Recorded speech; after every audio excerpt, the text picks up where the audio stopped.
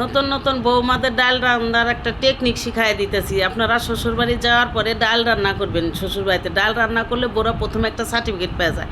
সেটা হচ্ছে ডালটা ধুইয়া সিদ্ধ করে ভালো মতো ডালটা সিদ্ধ করে ঘুটা দিয়ে পানি দিয়ে বলক পাড়াবেন, পেঁয়াজ রসুন আদা হলুদ যা লাগে সব কিছু দিয়ে। তারপর ডালটা ঘন হয়ে আসলে এবার বাগারের পালা। বাগারটা দিবেন যখন, তখন এর একটা গোপন সিক্রেট আছে। রাঁধুনি এবং কালো জিরা শুকনো মরিচ দিয়ে আমার মতো করে বাগার দিবেন, দিয়ে ডালটারে এমনভাবে বলক দিবেন যে ডালে অটোমেটিক সেন্ট আসবো, আর ওই সেন্টে ডাল মজা লাগবে। খাবার টেবিলে শ্বশুর শাশুড়ি সবাই বসে খাবে আর বলবে, এই জানিস বৌমা কিন্তু ডাল রান্না করছে, সেই মজা, সেই এই যে একটা সার্টিফিকেট পেয়ে গেলেন। এই ভালো থাকার জন্য এই সার্টিফিকেটটা প্রথমেই অর্জন করবেন। তারপরে আপনি যা রান্না করে যান, আপনার মুখের দিকে তাকাইয়া নীরবে শ্বশুর শাশুড়ি পরিবারের দেবর ভাষা সবাই সহ্য করবে যে না আমাদের বউয়ের রান্না ভালো। আপনার মন খারাপ করার জন্য আর কখনো তারা এই কথাটা বলবে না। ঠিক আছে, এই টেকনিকটা শিখে নেবেন, খুব মজা লাগে। আপনি নিজেও খেয়ে দেখেন।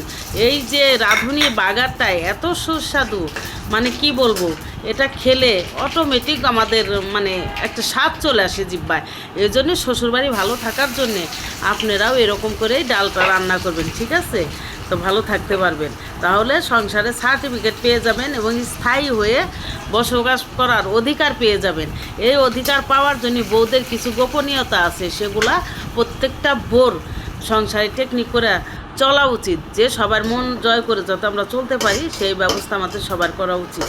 এবং মায়েদের উদ্দেশ্যে বলতেছি, মায়েরাও যেন মেয়েকে ওইভাবে শিখিয়ে শ্বশুরবাড়িতে পাঠায়, কীভাবে শ্বশুরবাড়ি শ্বশুর শাশুড়ি দেবর ভাসি ননদের সাথে ভালো থাকা যায়, সেই ব্যবস্থাটা এবং সেই শিক্ষাটা যেন মায়েরা দিয়ে দেয় এবং সেইভাবে যেন মেয়েরা শ্বশুরবাড়িতে সংসার করে খেতে পারে।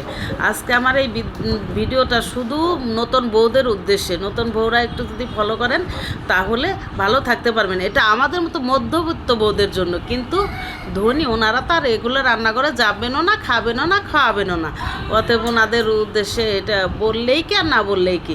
যদি ভালো লাগে তাহলে আমাকে একটু লাইক কমেন্ট শেয়ার করেন, একটু সাবস্ক্রাইব করেন, আমার চ্যানেলটাকে একটু আপনারা সবাই গুরুত্ব সহকারে দেখবেন। আল্লাহ হাফিজ।